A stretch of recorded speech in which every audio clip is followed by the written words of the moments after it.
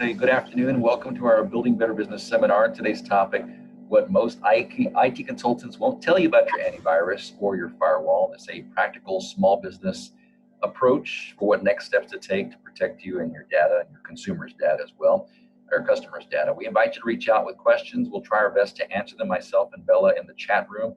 For the sake of time, we're going to mute the lines, but after we get going, we'll unmute and allow some questions to come through. Try to be interactive, but also we're recording the presentation for later use, and we're always open to questions for our presenter and ourselves afterwards. Hey, BBB is always looking for content, great, timely content like this for cybersecurity to help our accredited community grow and scale and innovate. So I invite you to look at our schedule for upcoming webinars we've got set up for August and September. Without further ado, our presenter, Mr. Neal Juern of Juern Technology here in San Antonio. I've known Neal a few years, great guy, swell gentleman. Extremely knowledgeable about cybersecurity. Along with ThreatLocker today, he's got a great presentation, very timely related to COVID-19, and just a good, effective angle to help protect your business and really arm it, really lock tight with your information. Neal, I'll let you go for it. You're presenting now, and welcome to the show.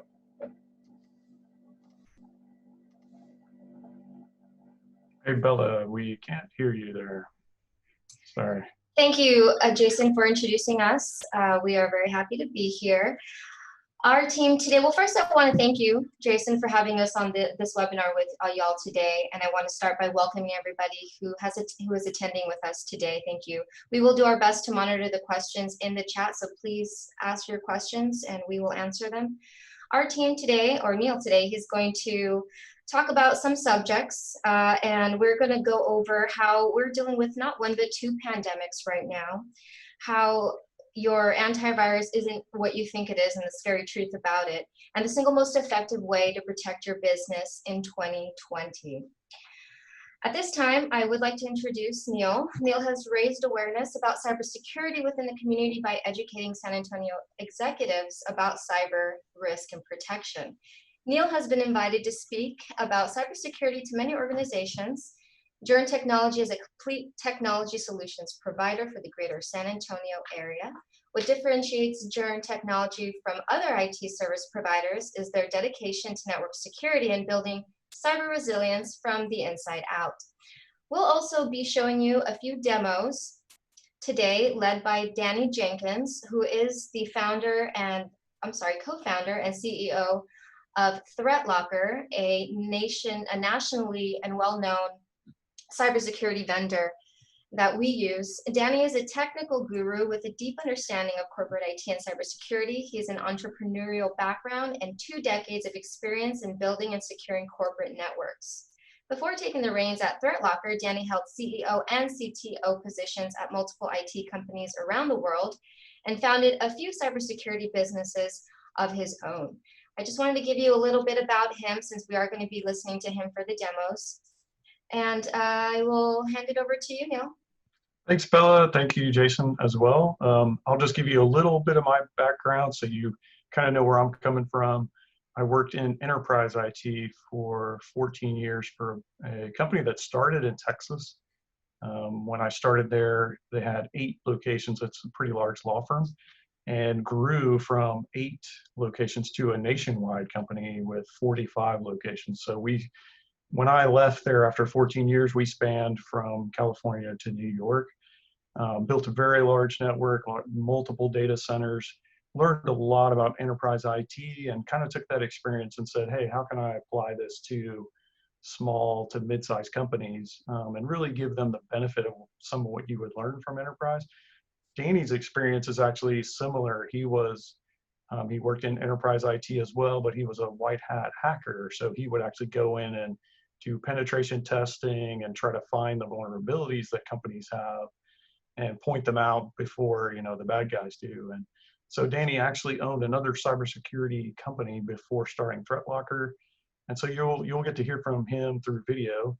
And I think you'll like what he's going to show us. So let me kick this off with this. When we originally sent out the invite to this webinar, one of the people on our list sent us back this reply, and it kind of is pretty appropriate. It said, "Greetings, just checking in with you guys. Hope all is well.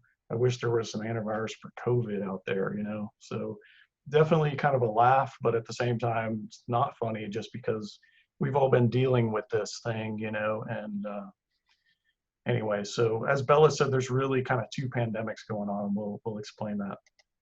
Because of COVID, we sent out a survey to our customers and to our kind of our list, and we got back some interesting results. We were really just trying to figure out what are people thinking about, you know, economic recovery and the state of their business right now. And 80% of the respondents were somewhat optimistic that they would start to recover toward the end of this year, beginning of next year. But a lot of the concerns were around sustaining momentum in their business because of the slowdown, and also overcoming fear, finding good employees during this time, and also just keeping their employees healthy.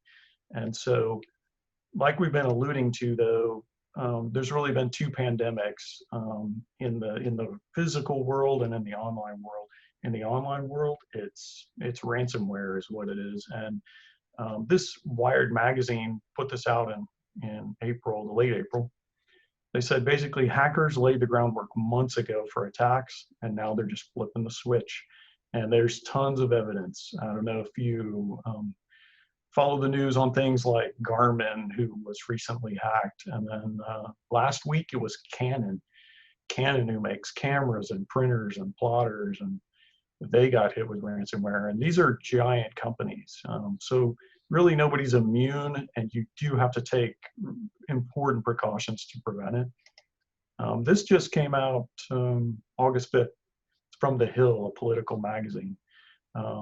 Basically what they said is infrastructure, you know, so if you work for a company that, or an organization that supports, you know, electricity or water or sewer, those things have been under attack lately, even more than normal. They always are, but more than normal. And they're talking about it happening because of basically hackers that are tied to different governments. So these are state-sponsored hacking attempts. And so it's off the charts right now. So it's kind of like two pandemics in one. So we wanted to kind of check your knowledge on a couple of things. We'd appreciate if you guys would post in the chat on this. And Bella, could you kind of read these off to us? I think you're muted, by the way. Absolutely, Neal. Sorry. Have you heard of someone you know personally whose company or computer have been hit with ransomware? Please type your answers in the chat, and I will read them.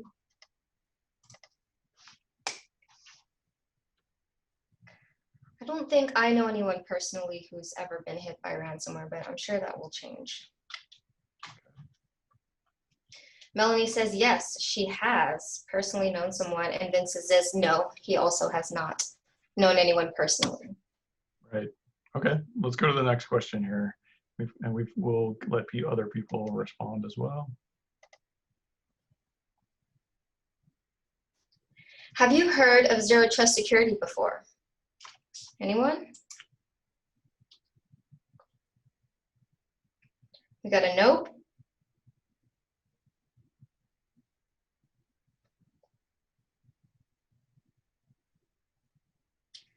And we'll go to our next one.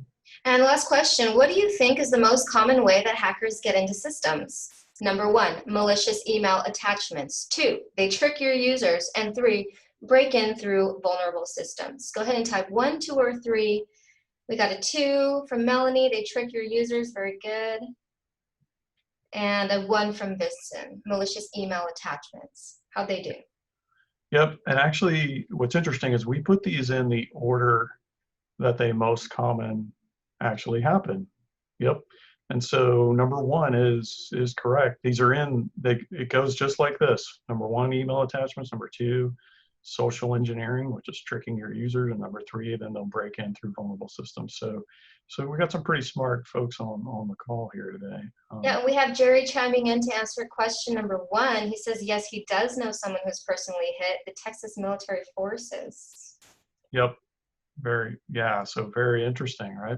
So let me show you a little bit of evidence of this. And these are all within the last 2 months. So June 11th, this comes from, this is Popular Mechanics magazine. So Honda, you know, they're world-renowned car manufacturer. They got hit with ransomware, and basically it shut down their entire all their assembly lines. They couldn't make cars, and you think to yourself, okay, now how does that happen? How does that happen to a global company like that on June 9th? The next one was LG. Maybe you own an LG TV. I got one on my wall right here. LG TV or LG monitors. They make a lot of great electronics. Not only did they get hit with ransomware, but the hacker stole the parts of their source code. So that actually could be worth more than any ransom that they demand, which is kind of crazy. The last one example I'm going to show you is University of California, San Francisco. They're actually working on coronavirus-related antibody testing, and this is from Bloomberg. June 26th, they just paid the ransom. For them, it was just easier to pay the ransom than it was to try to recover. And that's a sad fact. And even though you do pay the ransom, it doesn't always mean you get your data back, but it's not a good thing, right? So that's just 3 examples. I told you about 2 more: Canon, Garmin, big companies. Now, you might think if you're a smaller organization that you're not a target. That is definitely not true. This number stayed constant. This was published in 2018, but about 70% of attacks are actually targeted at small businesses. So we have to really be vigilant, us as a company and for our clients. This example is kind of crazy. June 10th, small Kentucky company, 8 computers. They paid a ransom of $150,000 to get their data back. So when you see that, you go, okay, this is real, and we all have to do better about that. So how does that impact businesses? That's the real question: is how could this possibly impact your business if you were hit with ransomware? And I know, when one of our team members said, hey, if large organizations like Honda, LG, University of California, if they're all getting hit and they have tremendous IT budgets and teams, how can a smaller company possibly be safe, right? And really, you kind of have to think about the way Danny does from ThreatLocker is big ship. If you take a very large ship, it's hard. It takes a lot of effort, a lot of momentum to turn a large ship. And so one of the advantages that we have as an IT provider is most of our clients are in that small to medium-sized range. So we can actually make security changes very, very quickly. We can see threats and make changes much quicker than what you would see with large organizations. So we have a little bit of an advantage there. We actually analyzed what happened to Honda and the threat that they kind of fell victim to, and we've had security in place for a couple of years with our clients. So some of these large organizations sometimes can be a larger prize for hackers, but just because they have a bigger budget doesn't mean they have better security. And I kind of know what it feels like. I mean, as an IT provider, a few years ago, we said, this could go really bad, not only if we aren't really well protected, but if we're not doing a great job of protecting our customers, it could go really bad for us and for our clients. So we just said, we're just not we're going to bring the best. We're going to bring the best security possible. And so if you look at these statistics from the U.S. Small Business Administration, this is daunting. I mean, companies experiencing a computer outage lasting more than 10 days will never fully recover financially. So we've had a few customers that came to us from other IT companies that had long outages like this, and it's nearly devastating. 70% of small businesses will experience a major data loss. If they do, will go out of business within 1 year. So bad news. 50%, they go out of business within 5 years. And we actually have a list of examples that we could show you later if you want to see that. An estimated 25% do not reopen following a major data disaster. So it's not good. Actually, let's see, Bella, did you say something? Go ahead. Yes, I was going to say the only reason that you're not sharing local small business examples right now to the group is because we don't hear about them. They happen more than 50% of the time But the fact of the matter is they're not reporting themselves. We don't hear about it as often as we do the really big profile, large profile, I should say, companies. So that's why we share with you the bigger companies, but we do want you to know that most, over 50% of the people that are getting attacked out there are small to mid-sized businesses. We just don't have those examples because they keep it all very hush-hush. It's true. And there is a new rule that started in 2020 where if you do get a breach, you have to report it to the Texas Attorney General's office. So they're not doing a lot of fines on that just yet, but it's just a matter of time. So you got to be careful, and we can show you how to do it. I want to kind of set up this example to show you what the problems are with just traditional antivirus firewall. I'm going to explain some of this ahead of time because Danny he's a very technical guy, and also he has a little bit of an accent. So I want to make sure you can follow what he's talking about. If he mentions MSP, that's managed services provider, that's us. That's an IT company like us. He's going to show you, he has a test laptop that you're going to see. And the video of him is going to be really small, but his screen will be shown. So he's got a test laptop, and then he's got what looks like a flash drive, but it's really what he calls a rubber ducky. And in the hacking world, they call it a rubber ducky, right? Looks like a flash drive. But what's unique about it is it's not a flash drive. It's actually, to your computer, the computer sees it as a keyboard. So when you plug this thing in, it just starts typing out commands. And the interesting thing about antivirus is antivirus just sees this as you executing commands on your computer. It just flies right by.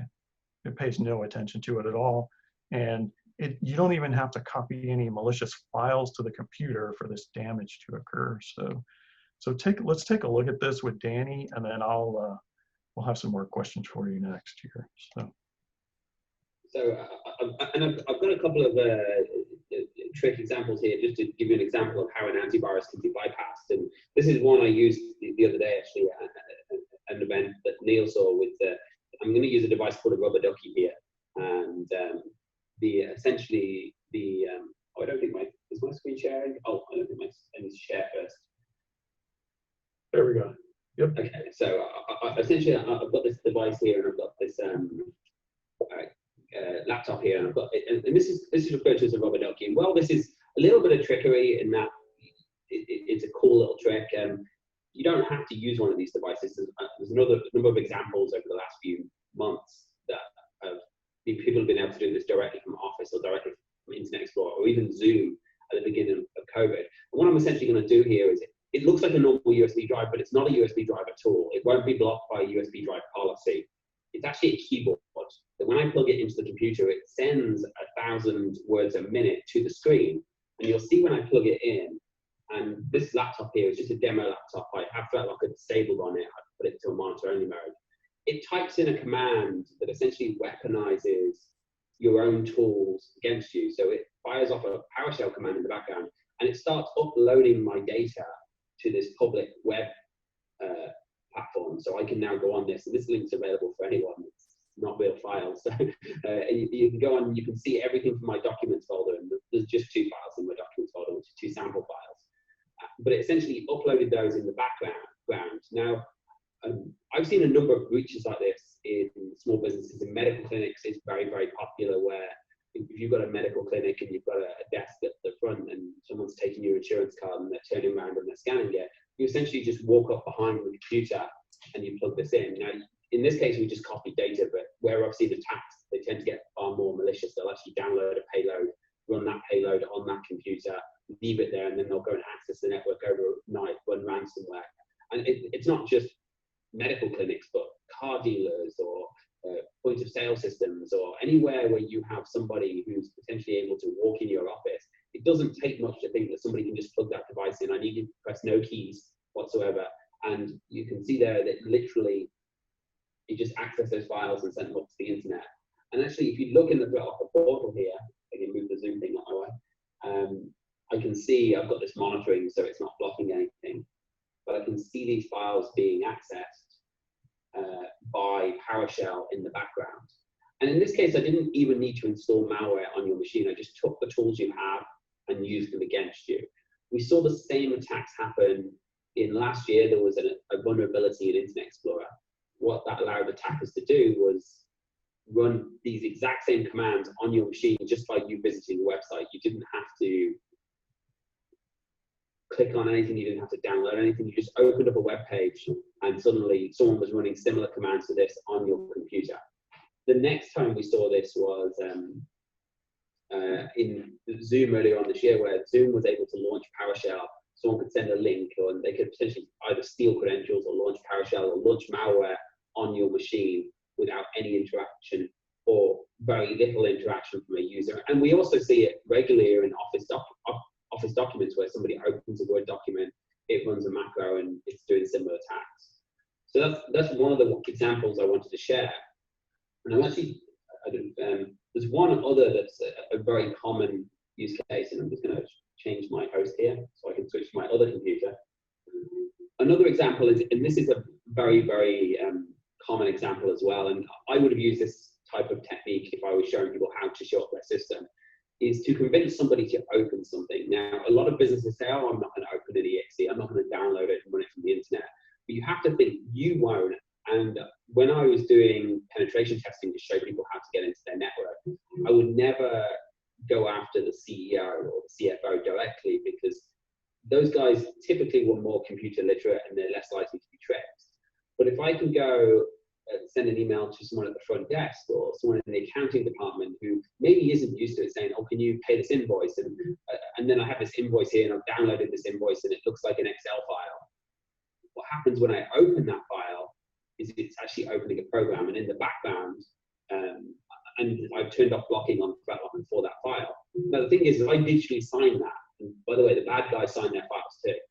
So you can see here that I allowed it just before this call so we could demonstrate it, and it's signed by ThreatLocker. But you can see here as well, if I go into denies, it couldn't do this because I didn't disable all security in ThreatLocker just enough to let it run. That it actually tried to access my file shares on my network. If I put that in there.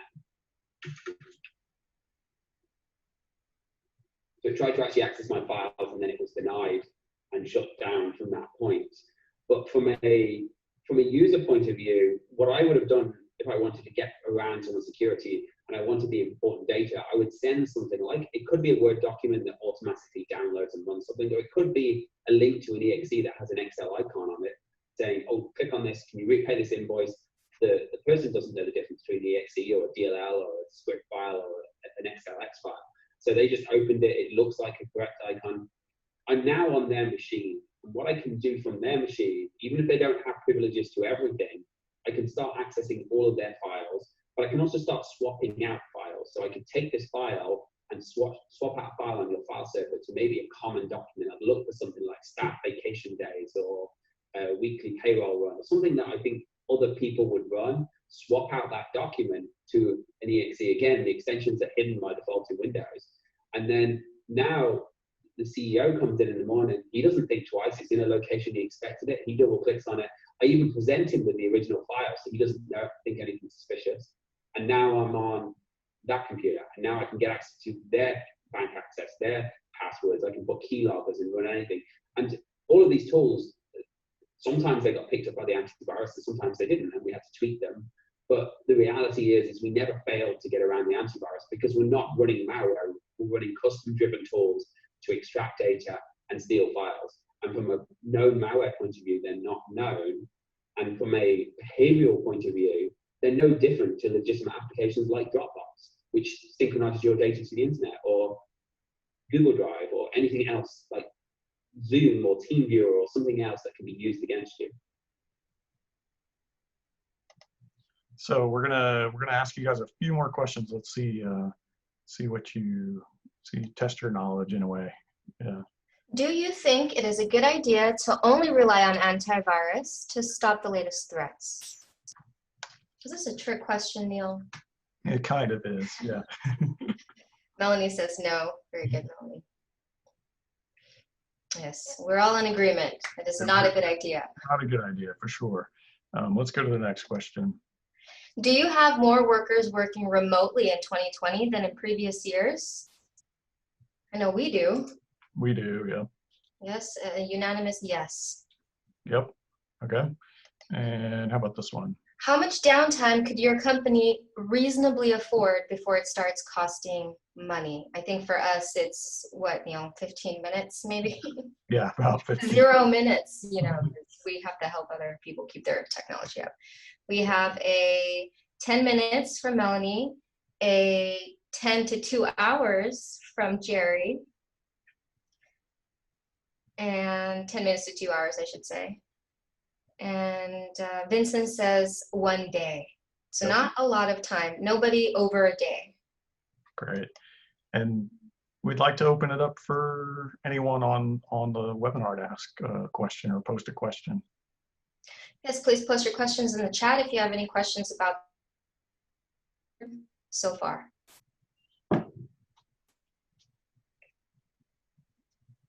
And we'll give it a minute, and then we'll move on and go to the next topic. Yep. All right. So we'll keep trucking along here.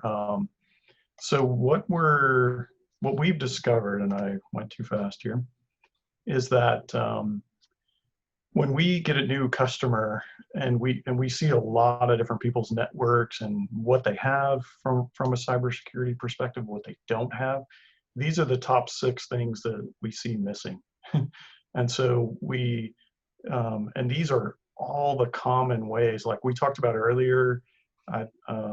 Someone said number 1, email is the number 1 way they get in. It's true. So that's where email filtering comes into play, right? Security awareness training is often not done, and that's the second most effective way, is just trick your users. Secure remote access. This is how Honda got hacked, is they didn't have a good remote access solution.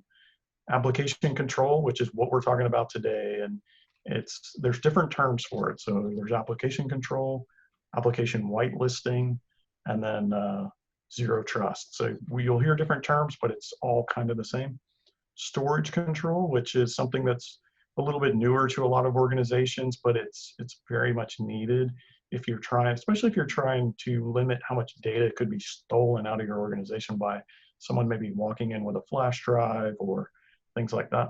And then more and more it's IoT devices. So you might have Wi-Fi thermostats in your office, or you might have Amazon, Echo devices, things like that. If those aren't set up in the right way, those can be hacked, and means they can just jump off into your network from there. So these are the 6 we're only really have time to cover today, number 4. So we're going to jump deeper into that. Let me give you kind of a story about one of our current customers who wasn't a customer at the time. They're in construction, and they were hit with ransomware 3 times with their other IT provider. And each time there were multiple days of downtime. So it was terrible. I mean, they were kind of at their wits' end.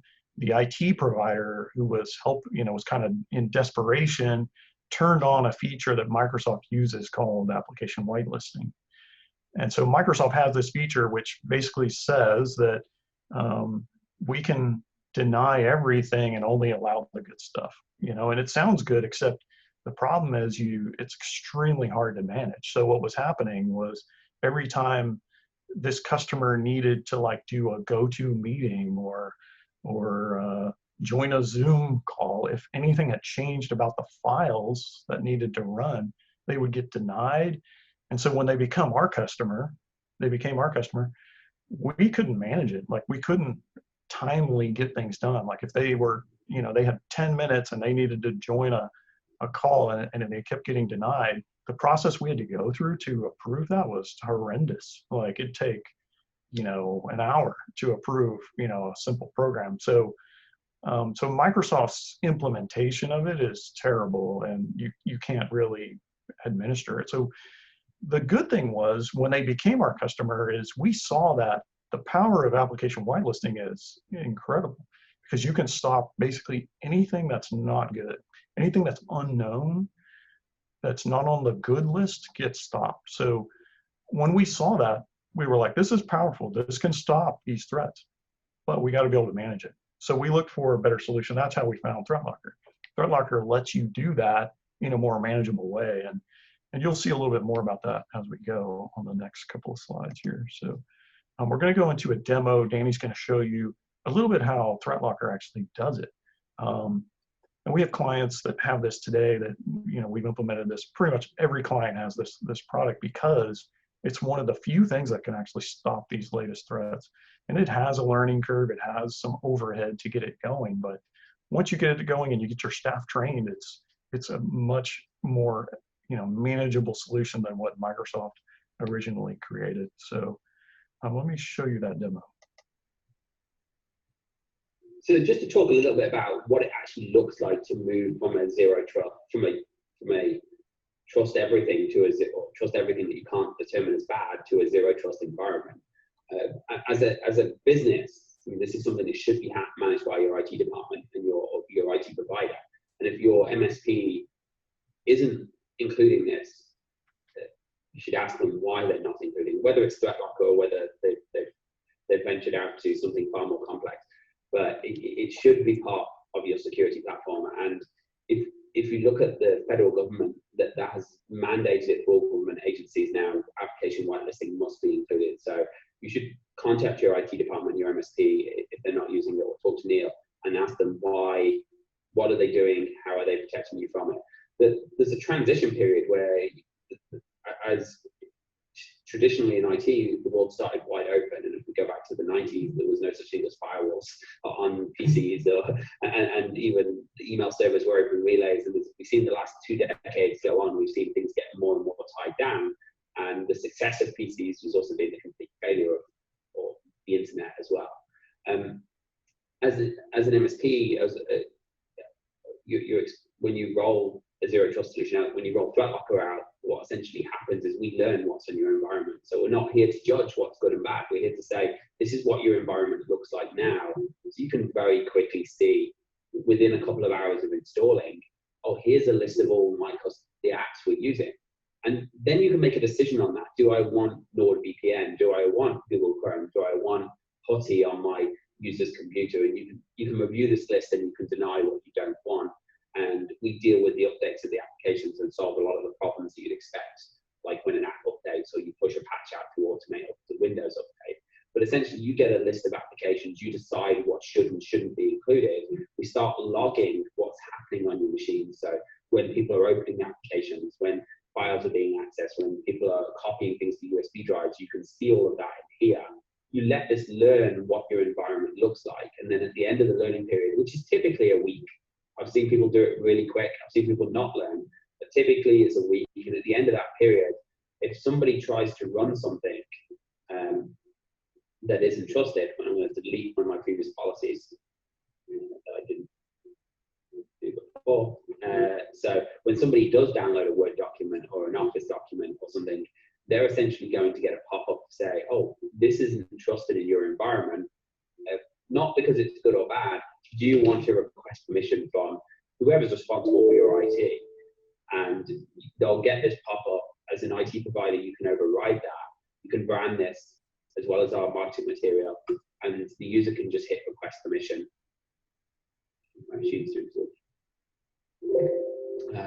And then you can very easily approve it, so you can get a ticket. And Neal mentioned at the beginning that he tried the built-in Windows whitelisting, which one of its many flaws is the fact that it's very, very difficult to manage and to approve new software.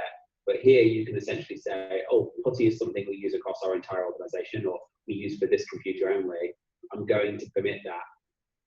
And I'm going to, and within 30 seconds, the user can run that application. And if you want to install new software, you can go through a learning process. If it's custom software, if it's some payroll software that maybe has hundreds of DLLs, you can use our learning mode features to very easily fire off that learning mode, figure out what's required to run, and then create those definitions on your own. Then in addition to that, when we showed the rubber ducky there, that isn't protected by whitelisting because we're essentially weaponizing what's already on your machine.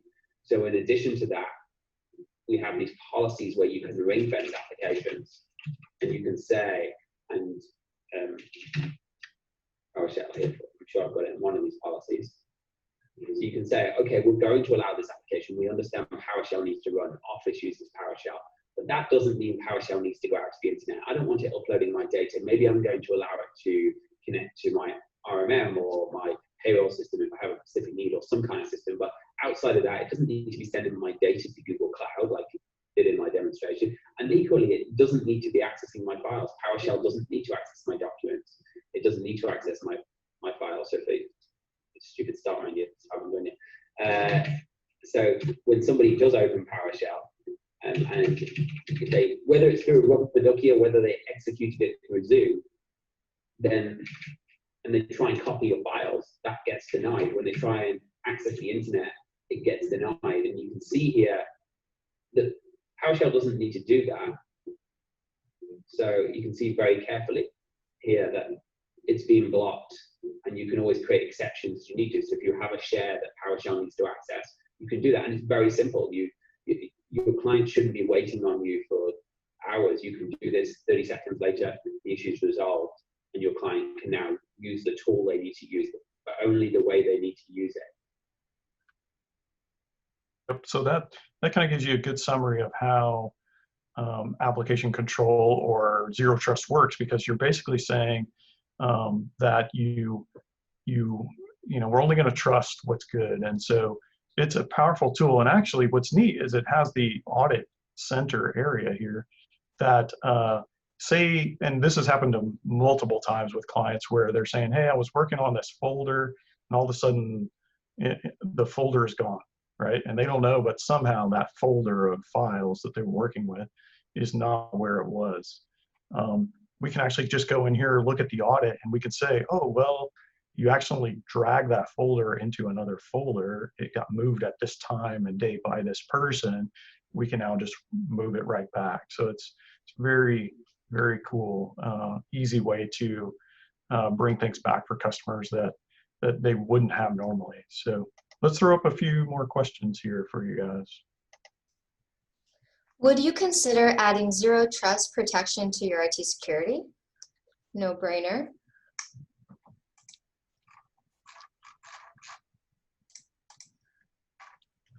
See if we get some responses on that one. And then the next one. Vincent says yes, which I'm pretty sure Vincent already has this on his system. Or he will be. Melanie says that she better have it, and I'm sure she does, right, Neal? Yes, she does. What is your main business focus for the remainder of 2020? 1, reducing our losses for the remainder of 2020. 2, maintaining our sales and keeping our customers. And 3, fearlessly growing our company through the pandemic. Well, these are all good ones. Okay, good. Yeah, that's ours as well. A couple number 3s there. We're also focused on number 3. Do you think it is important to get a third-party audit of your IT system? I know we do. We are constantly auditing ourselves with a third party, right, Neal? Yes. So even though maybe we're your IT provider, we still think it's good to have a third party. So we actually have some third parties that we work with who will look over our shoulder to make sure that what we're doing is 100%. It's just like accounting. You might have a great accounting staff, but it's pretty normal to have an external CPA that might audit your work. And the reason is you can't be wrong, right? It's just too important. So it's the same thing here. We think it's wise, and we have a pretty large customer that we just went through this process with. We bring in a third party, they check everything, they provide back a report similar to what Danny used to do. He would go in and test everything, and so it's a wise thing to do for sure. Let's see if we have any audience questions out there.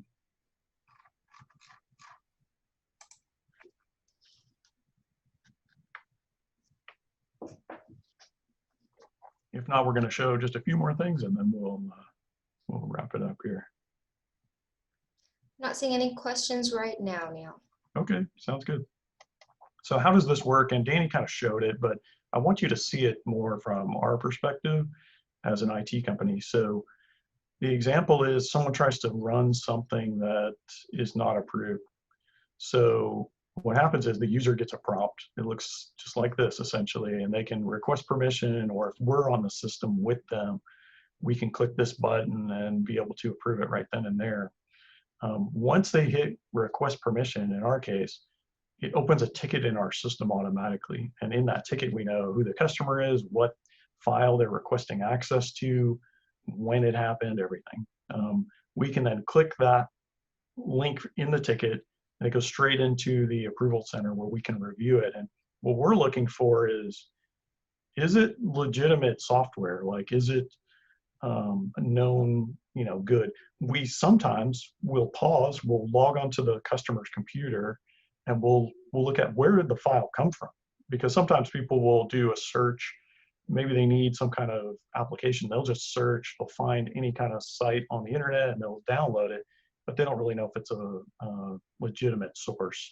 And so a lot of times we'll go look at those things, we'll check, then we'll go to the file itself, click on the details, we'll look at the digital signatures, who the manufacturer is or who the software developer is. So we kind of look a little bit deeper to see, and also sometimes you might find it funny, but we'll get requests for, Fortnite or gaming things on company systems, and usually most companies will have a policy that says, hey, we don't allow that, so obviously we don't approve it. So we see then you as a company have a little bit more control over, hey, what are we really allowing?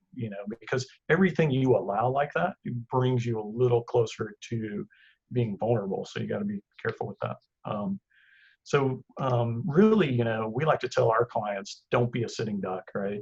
And a lot of times, kind of like the picture of these two people, we're typically very focused on our business, we're getting things done, and we don't realize that we could just be maybe a step away from getting hit by a bus, honestly. And we go in and do these audits, and we find that a lot of people have a false sense of security.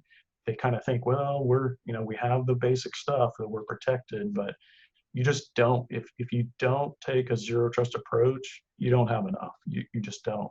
And we've seen it way too many times, which is why we've kind of really put a focus on that. So if you're saying to yourself, hey, we do feel vulnerable, we want to learn more about this. If you're one of our clients, we're already working with you on this, but if you're not and you'd like to learn more, reach out to us. We're an easy company to work with.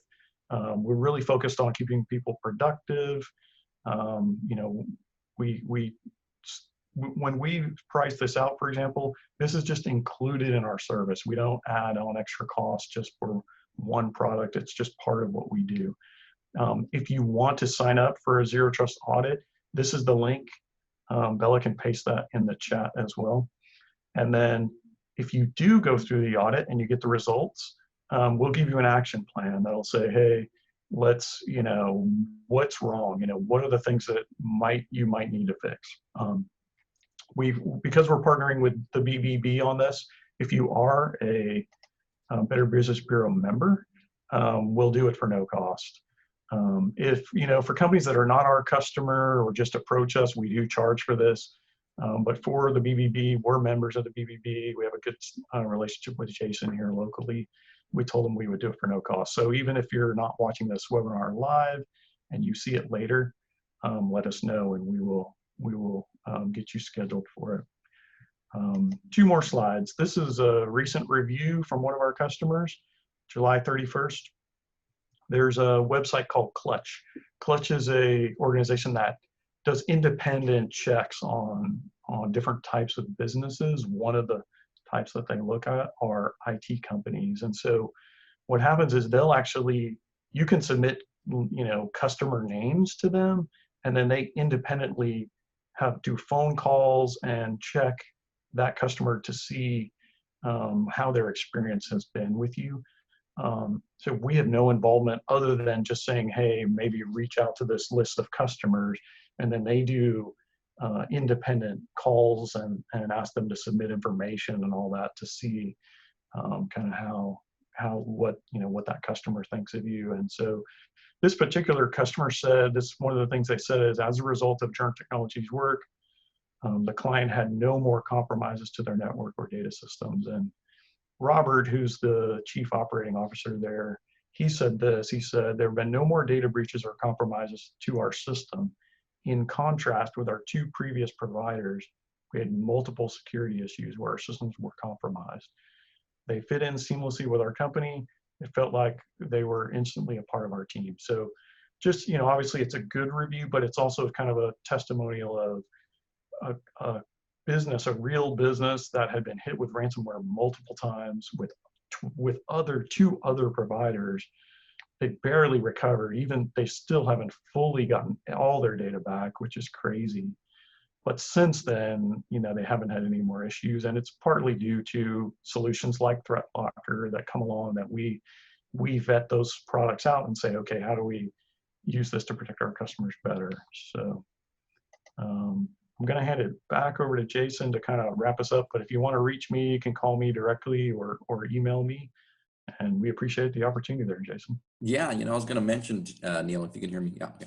Yeah. That a lot of times we have businesses step back, step forward about 3 months later, say, hey, I was on the call or I missed it. I got the recording. I got hacked or I need to get my data back on.